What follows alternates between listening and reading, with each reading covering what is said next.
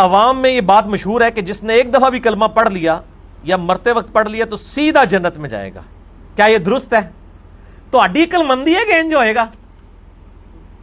یہ جو لوگ سوال لکھ کے بھیجتے ہیں وہ بھی ذرا اپنی عقل استعمال کریں نا کہ کیا اتنی سستی جنت بک رہی ہے.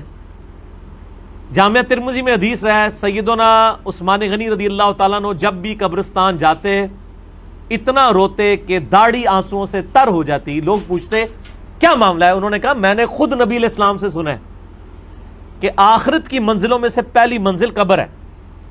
جس کی یہ منزل صحیح ہوئی اس کی اگلی منزلیں آسان ہو جائیں گی، اور جو اس منزل میں پھنس گیا اگلی منزلیں اس کے لیے مشکل در مشکل ہو جائیں گی. یہ کون کہہ رہا ہے؟ سیدنا عثمان. سیدنا عثمان وہ ہیں جن کو 3 موقعوں پہ جنت کی بشارت ملی ہوئی ہے اور نبی علیہ السلام کی طرف سے.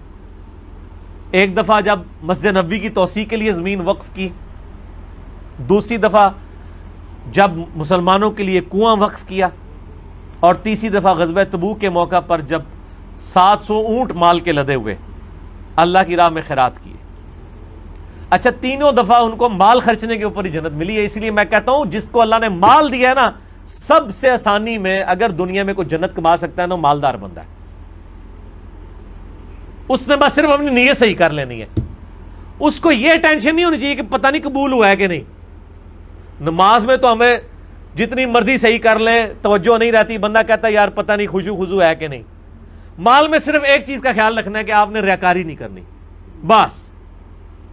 باقی یہ نہیں ہوگا کہ یہ خشوع خضوع سے خرچ ہوا ہے کہ بغیر خشوع خضوع کے. یہ خرچ کرتے وقت یعنی وہ ذہن حاضر تھا یا نہیں تھا، وضو ہے تھا یا نہیں تھا، یہ رولے تو ہے ہی نہیں نا مال خرچنے سے. تو سیدنا عثمان نے 3 دفعہ جنت کمائی ہے مال خرچنے کے اوپر، اور تیسری دفعہ تو نبی علیہ السلام نے اشرفیاں یوں آپ الٹ پلٹ کرتے تھے اور کہتے تھے عثمان جنتی آج کے بعد جو چاہے مرضی کرے. یہ ان کو ہی گارنٹی تھی کہ جو مرضی کرے. تو ہنو آندی تھی جو مرضی کر دے، وہ ہے کچھ کرتے رہے جی بعد کہ قبرستان جا کے روندے رہنے کہ پتہ نہیں میرے ساتھ کیا بننا ہے. وہ قبرستان جا کے روتے تھے. اس کو ہم کہتے ہیں نا عقل نہ ہوئے تھے موجیں ہی موجاں، عقل ہوئے تھے سوچیں. جسے عقل نہ ہو وہ من بوجھی زندگی گزارے گا، اور جسے عقل ہوگی وہ سوچ کے پاگل ہوگا کہ یار میرے ساتھ بننا کیا ہے.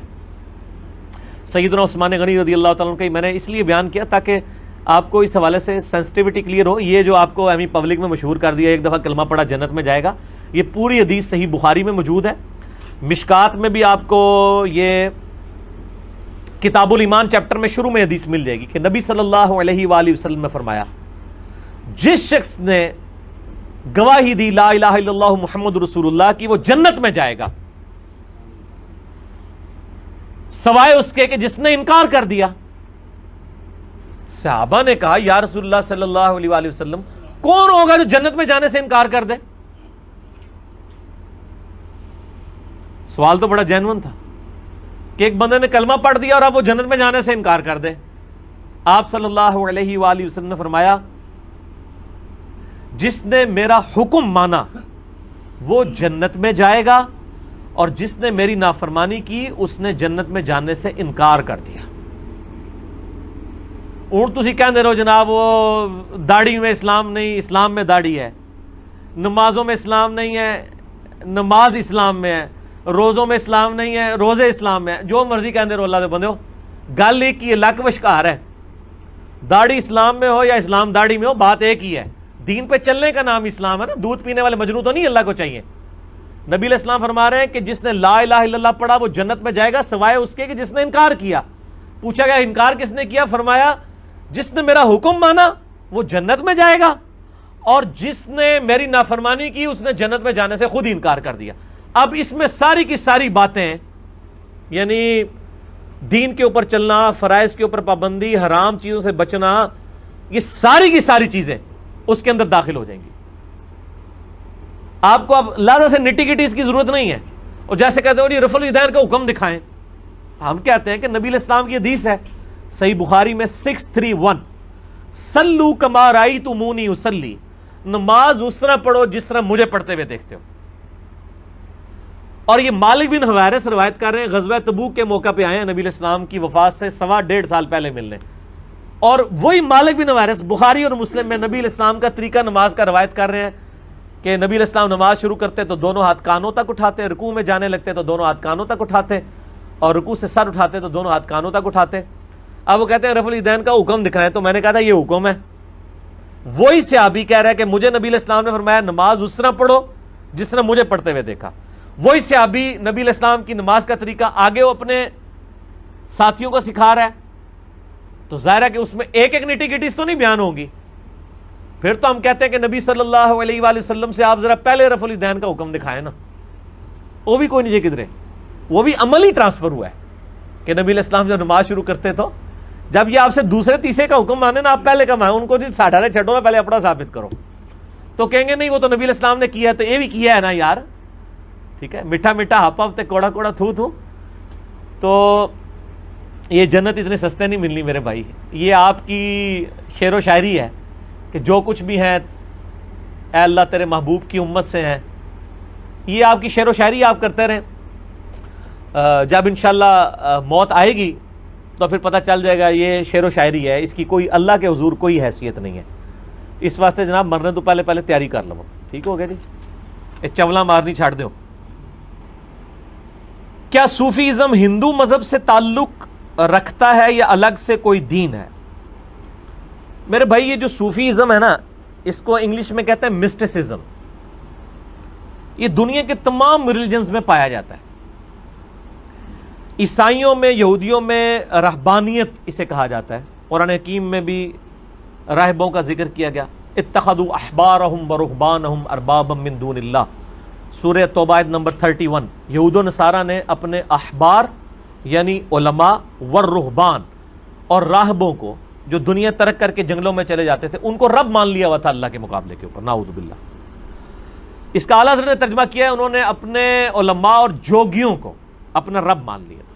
یہ جوگی جو ہے نا جی میرے بھائی، ہندوؤں میں بھی ہیں، بدھ مت کے ماننے والے لوگوں میں بھی ہیں، یہ جوگی آپ کو عیسائیوں میں بھی ملیں گے، یہودیوں میں ملیں گے، اور مسلمانوں میں تو ماشاءاللہ کثرت کے ساتھ ملیں گے۔ اور یہ کہاں پائے جاتے ہیں؟ زیادہ تر انڈیا پاکستان میں پائے جاتے ہیں، کیونکہ دنیا میں سب سے زیادہ زرخیز زمین گمراہی کے لیے اگر کوئی ہے تو وہ انڈیا پاکستان کی ہے، کیونکہ ہمارے پرک سارے ہندو رہے ہیں اور یہاں پہ یہ سودا بکتا ہے، ٹھیک ہے نا جی۔ تو البتہ عرب ملک بھی اس سے آزاد نہیں ہے، خصوصاً جو افریقی ملک ہیں وہ بھی گڑھ بنے ہوئے ہیں صوفیت کا، سوڈان، الجزائر کی کوئی گلی محلہ ایسا نہیں جہاں کوئی نہ کوئی ایک بابے کا مزار نہ ہو، وہاں پہ بھی یعنی ایک اثرات رہے ہیں نا اس حوالے سے۔ تو یہ جو صوفیزم ہے جس کو مسٹسزم کہتے ہیں، یہ ہر دین کے اندر ایک طریقہ اڈاپٹ کیا گیا اللہ تعالیٰ تک پہنچنے کا اپنی مرضی کے مطابق، لیکن اسلام نے کبھی اسے انڈورس نہیں کیا۔ سورۃ الحدید میں بھی اس کی مذمت آئی، بخاری مسلم کی درجنوں احادیث میں ان چیزوں کی مذمت آئی ہے، ترک دنیا کی۔ ویسے تو یہ کہہ دیتے ہیں کہ نہیں جی وہ ہمارے جو بزرگان دین ہیں وہ ترک دنیا نہیں کرتے تھے، وہ ترک دنیا کر کے 15-20 سال چلے کاٹ کے پھر عوام میں ہی واپس آتے تھے۔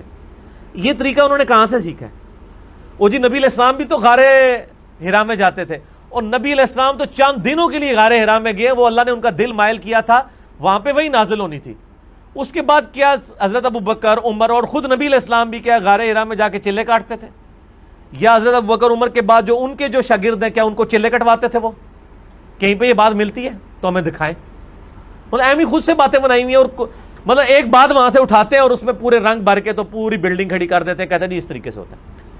بال اس پہ تفصیل آپ نے دیکھنی ہے، مسئلہ نمبر 55A ہے، علم لدنی سے متعلق فرقہ وارانہ نظریات کا تحقیقی جائزہ، جو ان کے بڑے بڑے دلائل ہیں، ان کا یہ دعویٰ ہے کہ قرآن و سنت کے پیرلل دین کوئی یعنی کتابوں کے علاوہ سینہ بہ سینہ ٹرانسفر ہو رہا ہے۔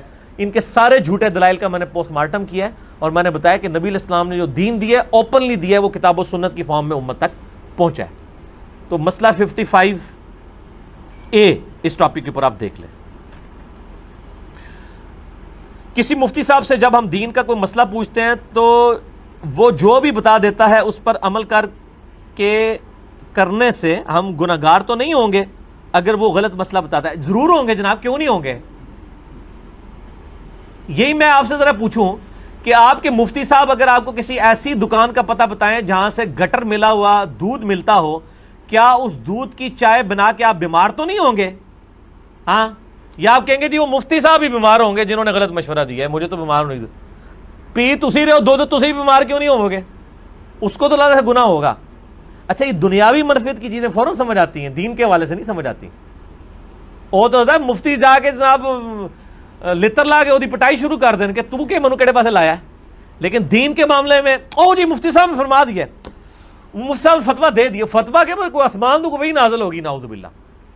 میرے بھائی آپ کے کھانے سے ہی آپ کا پیٹ بھرے گا, مفتی صاحب کے کھانے سے آپ کا پیٹ نہیں بھرنا. اسی طریقے سے جو برائی مفتی صاحب نے آپ کو سجیسٹ کی ہے, آپ نے اگر بغیر تحقیق کے اس کے پیچھے چلے, اس کا وبال آپ پر ہوگا. ورنہ تو دنیا میں اکثر لوگ تو فالو ہی کر رہے ہیں نا لوگوں کو, ان کے پاس تو بڑا اچھا لیم ایکسکیوز ہوگا. Ignorance is not any excuse in this world. ایک بندہ موٹر وے پہ 140 کی اسپیڈ میں گاڑی چلاتا ہے, چلان ہو جاتا ہے, وہ کہ جی مجھے پتا نہیں تھا, تو وہ کہے گا جناب ہوں پتہ لگ گیا جی, ایدے ہونا 1400 روپیہ. وہ کہے گا جی اون چھوڑ دے. وہ کہے گا نہیں یار, آپ اگر موٹر وے پہ آئے تھے تو موٹر وے کے قوانین تو آپ کو سیکھنے تھے نا. اسی طریقے سے ایک بندہ اللہ نے پیدا کیا ہے, اس نے علم دین حاصل نہیں کرنا, اور پھر کمپیریٹیو اسٹڈی کیا اس نے نہیں کرنی. ایک بچے کو اسکول میں داخل کرنا ہو نا, 50 بندوں سے مشورہ کرتے ہیں, اور دین کے لیے جو محلے کی مسجد ہے ادھر ہی وہ اسی کے پیچھے چلنا شروع کر دیتے ہیں, چاہے اس کو 50 بندے سمجھائیں بھی کہ یار غلط کر رہے ہو, پھر بھی نہیں مانتے. اور دنیاوی معاملے میں میں اکثر مثال دیتا ہوں, آپ موٹر بائک پہ دن کے وقت ہیڈ لائٹ آن کر کے ذرا جائیں, 50 بندے تو انجن کرن گے. آپ کو کسی پہ غصہ نہیں آئے گا کہ تسی انج کرو گو کہ منو کو اشارے کرنا پہ, آپ اس کو ایسے کریں گے ساتھ ہیڈ لائٹ. لیکن دین کا مسئلہ آپ کو کوئی بتا دے جو آپ کے فرقے سے ٹکراتا ہو, اور وہ آپ کو کوئی بندہ بتائے کہ میرے بھائی آپ اس طرح کر کے دوزخ میں جا رہے ہیں, آپ کی آخرت برباد ہو رہی ہے. ہیڈ لائٹ جلنے سے زیادہ بیٹری بیٹھ جائے گی نا, دنیا کا نقصان ہوگا, وہ بھی کوئی اتنا بڑا نقصان نہیں ہے, اس سے آپ کی آخرت برباد ہونے والی ہے. لیکن آپ سیکھ پا ہو جائیں گے, اور پھر آپ لوگوں کو کبھی یہ تانا دیں گے جی وہ گل ٹھیک ہے لیکن صحیح انداز نال نہیں انہیں سمجھائی گل. تو صحیح انداز سے اگر نہیں سمجھائی تو اس کا مطلب میں نے بات نہیں ماننی. یعنی اگر میں اناؤنسمنٹ کروں اپنے کسی جاننے والے کو, 2-3 گالیاں نکال گا, فلانا ٹنگیا ادھر جاؤ, تو گورنمنٹ نے اناؤنسمنٹ کی ہے کہ جو اس مسجد میں فجر کی نماز جماعت سے پڑھے گا تو اس کو 50,000 روپے چیک ملے گا, تو اس کو کیا گالی یاد رہے گی؟ او جناب مسکرایا کہ بڑی مہربانی جناب, گال کٹ رہے تھے, مہربانی. لیکن دین کی بات آپ جتنے بھی میٹھے انداز میں بتائیں, چونکہ ان کے فرقے کے اور توہمات کے خلاف ہوتی ہے نا, وہ فوراً آپ کو کوئی نہ کوئی گلا شکوہ کر دیں گے. وہ اس لیے نہیں گلا شکوہ کر رہے ہوتے کہ وہ جینون ہوتا ہے, وہ اس لیے کہ وہ بھاگنے کا راستہ تلاش کر رہے ہوتے ہیں. تو ان کے لیے پھر پھکی ہے. ان سے کہیں کہ اگر کوئی بریلوی ہے تو اس سے کہیں کہ ڈاکٹر جو مولانا طارق جمیل صاحب ہیں وہ تو بڑے میٹھے انداز میں توحید سمجھا رہے ہوتے ہیں, تو آپ لوگ یہ بزرگ بابوں کو پکارنا اور قبروں کو پکارنا کیوں نہیں چھوڑتے ہیں طارق جمیل صاحب کے میٹھے انداز کی وجہ سے؟ کیا چھوڑ دیتے ہیں؟ پھر انداز کا تو رولا ہی کوئی نہیں,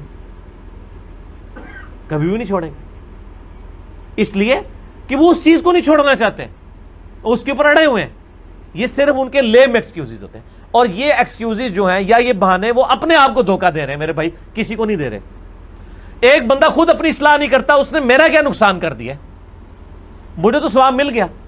میں نے اگر ایک بات کی 1000 بندوں نے سن لی, ان میں سے ایک بھی نہ عمل کرے, مجھے ثواب 1000 کا 1000 پورا ہے, وہ کوئی کمی نہیں ہونی.